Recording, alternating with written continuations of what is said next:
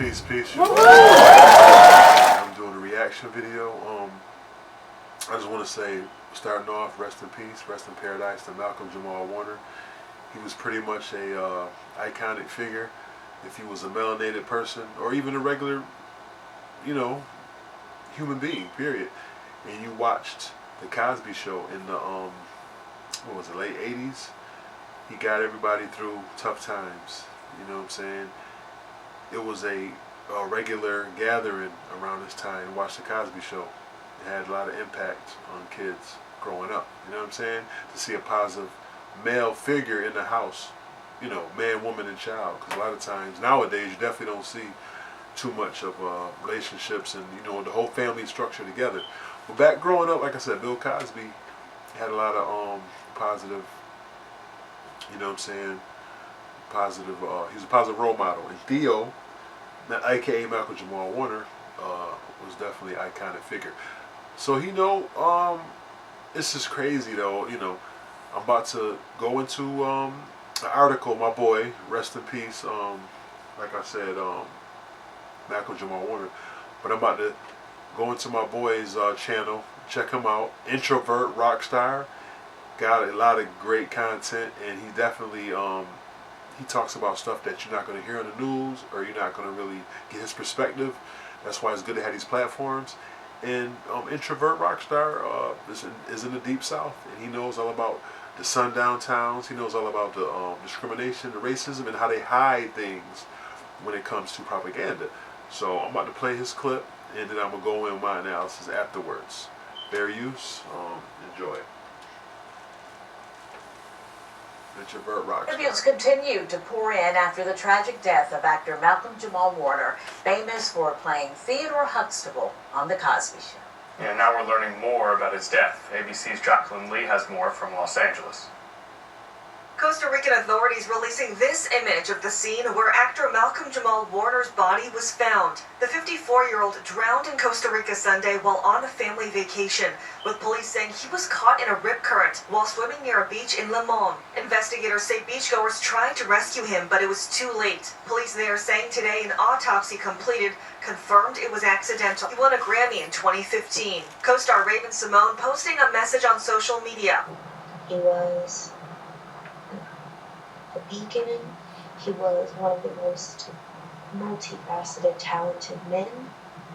So gentle. Releasing this statement, this tragedy has almost left me speechless. Malcolm was a lovely man, a sweet and sensitive soul. I respected him for many reasons, including the fact he genuinely loved the act of creation. Warner leaves behind a wife and daughter. Just a few months ago, he posted this video, a flower given to him by his daughter tucked behind his ear. Just wanted to remind you, as I remind myself, that no matter what's going on, there's always a reason to smile. Warner saying in a 2013 interview he was proud of the life he built after his famous role in The Cosby Show, saying he has peace of mind knowing he hasn't wronged anyone. Jacqueline Lee, ABC News, Los Angeles. And you already know, this channel we hold racist, Caucasian people accountable, because if we don't, who will? And before we start this video, we don't like black people, black issues, black talks. Get the step. Warren's family says he went for a solo swim just after sunrise to the Costa Rican resort where he was staying. An hour passed without his return, prompting his wife to contact authorities out of concern. Officials later discovered his body near a rocky coral area, approximately 100 to 200 feet from the shoreline. Authorities believe he was caught in an unexpected current. That makes sense. And I'm starting to notice a pattern with the media when it comes to our black American celebrities. When they die, I'm starting to notice a pattern. Instead of them focusing on the details of the incident, they overload us with the accolades and the awards, pretending like they cared about this person. But you have I'm sorry, I want to interject. The media definitely got to pay attention because they have certain keywords they use when dealing with black people, deaths. Because you can look at Angie Stone, another example. My boy Introvert Rockstar did a nice breakdown on the Angie Stone death. And it just seems like it's always something, either drowning, either a car crash, either a wreck somehow. And, people just mysteriously die without, it could be 10, 11 people in the vehicle and only one dies. So you just got to be careful when it comes to propaganda. the agendas that being pushed, and I'm gonna let my man break it down and come back my analysis. So. To realize something about Hollywood. Hollywood controls the media. And y'all might call me crazy, but I would never trust Hollywood. It's multiple reasons why I feel they wanted Malcolm dead. Matter of fact, here is reason number one. Run the tape. Our music is not reflecting positivity, love, and upliftment of our culture. And we're at a point now where so much of our, especially our music, so much of our black music, when you strip away the music and just listen to the lyrics, so much of our black music is really anti-black. Oh, you think so? When you think about it, think of, I mean, you almost cannot have hip-hop without talking about drugs, using the N-word, and murking somebody. Right. Or calling a female, a bitch or a hoe. Like that's become such we've normalized that so much that I think we need a space where we can say, wait a minute, that's not all who we are. And not to be on some corny shit, but I think we do need to balance out the stereotypical side of what the media tends to focus on. And like I always say, make that make sense. See, Malcolm had a podcast called Not All Hood, and he really talked about some deep topics. And one of the topics he constantly talked about was hip-hop and how it dumbed our people down. Excuse me once more time. I've been talking about that, how they mastered the frequencies. Back when I grew up, in the teenage years, the music we had was more high frequency, was more positive, was more, self-awareness. Let's get going, let's be ambitious, and be motivated to do things because we know of our greatness. Now the music is fuck a bitch, fuck a hoe, shoot a nigga. It is every other bar song was low frequency. So I got to check on this brother podcast. I never knew Malcolm Jamal Warner had a podcast called Not All Hood. That's deep. Here we go. You think those record labels wanted him saying, oh, hip-hop is now anti-black? Hell no, that's messing with their money. I keep telling y'all, the game is cold, but the rabbit hole gets even deeper. Check this out. While it doesn't appear that Malcolm Jamal Warner had a direct lawsuit against Hollywood as a whole, he was impacted by the controversy surrounding Bill Cosby, the star of The Cosby Show, in which Warner also starred. Warner expressed that the allegations against Cosby had tarnished the show's legacy, which had been important for representing people of color on television. He also noted that there were financial repercussions for the cast and crew due to the fallout. Warner did, however, express the opinion that consequences faced by Cosby were unbalanced when compared to other public figures who had faced accusations of the assault. He also stated that while he was not in a position to defend Cosby, he wouldn't throw him under the bus either. Make that make sense. And just imagine the amount of money he was making from those royalties from that show. Of course he was suing, and y'all call me crazy all you want, but I noticed the patterns of Hollywood when they go against our people, when they say our people are dead, when they say black American celebrities are dead. It's always they overdose, it's always they drown, it's always they deleted themselves. Tell me I'm lying. And it's 2025. You telling me we don't have no videos of the incident? We don't have no pictures of the incident. We don't even. They said it was two people that tried to save him. Where are those two people? Can we have an interview? It's 2025. But guess what? The rabbit hole goes even deeper. Check this out. Be ready when the moment strikes. Fair use. Gotta deal with these ads. It's a fast-acting, long-lasting solution and it can. And before I read this, I'm not condoning no weird behavior from nobody, but I have to call out the tactics that Hollywood uses against our people. Check this out. Before the essay assault, and I can't say the word because of YouTube guidelines, but you know what I mean. Essay, and I'm going to just add assault just to give you a context clue. But let's go. Before the essay assault allegations became public, Bill Cosby was the creator, producer, and star of several television shows, including The Bill Cosby Show, Fat Albert and the Cosby Kids, The Cosby Show, A Different World, Cosby, Kids Say the Darndest Things, and Little Bill. Make that make sense. Now, Bill Cosby owned all those shows, and I know it was a running joke that he was going to purchase NBC, but nah, he was really going to purchase NBC. And when those people in so-called position of power, when they heard that, they destroyed his whole career. It was all by design. It was all on purpose, and now he owns nothing. But how ironic. We have a felon and a predator as the president of the United States. Make it make sense. And I'm saying over and over and over again, y'all can call me crazy all you want, but I see the patterns of Hollywood. They do it every time. They did the Whitney Houston, Phyllis Hyman, Prince, Michael Jackson, Sam Cooke. I can go on and on. And don't tell me anything about he was in Costa Rica. Why would they unalive him and he was in Costa Rica? Have you ever heard of Left Eye? She was in Honduras in a car with 8 other people. They had 9 people in the car. She was the only one to get murdered. They don't care where you at. They'll catch you wherever you at when you least expect it. Angie Stone, it was 9 people in a van. After she went to the internet and saying that Clive Davis, these record labels owed her money, they've been stealing money from her over 30 years. Guess what happened? In a van with 8 other people, she made the 9th person. She was the only one to die. Y'all, I keep telling y'all, the game is cold. And look, I'm not gonna lie, when I do these videos, I have to learn how to calm down because I'm so passionate about this. I don't believe anything the media says because why would I believe them? When they hide everything, every time a black American musician, actor dies, it's always a cover-up. And guess what? We don't need Hollywood. Hollywood need us. Go do your research on how many actors saved movie productions.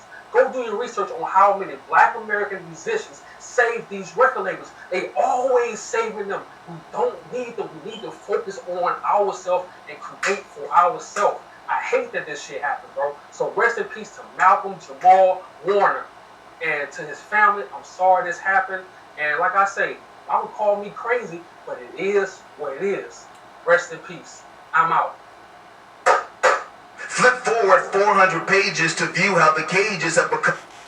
This right here is deep. I had to watch this 2-3 times, but I never seen him perform this. And I could see the people in the background, especially the white people. They were a little agitated, but they was uncomfortable with his speech. Here we go. More sophisticated, how red lines decorate maps like graffiti to dictate dominions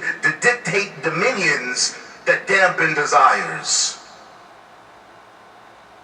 But those ancestral fires defy suffocation. Stepped on, but not stamped out. Our spirits continue to dance through subjugation at every junction on our traumatic journey. We transform pain into celebratory mode, communicate code in a language colonizers can't understand, they can't decipher, but they attempt to copy because they know it's clever and cool. And still, we rise. Like embers in a wildly whistling wind. Like the love-struck sun chasing the coy moon. Like blunt smoke and our parents' blood pressure. We wear this oppressive air with such an impressive flair. Only the few astute, truly fascinated by the truth, dare view our struggle to survive as art in motion. For we are abstract, admired for how we create culture from scratch with scraps. And like indigenous land, we watch it get co-opted, ransacked, and raped. And then draped in lies of meritocracy to justify the equity gap. And we dance and we rap. You see, the art of being black is often an acrobatic act. Part of This self. is Buick.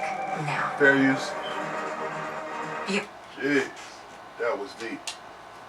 So basically,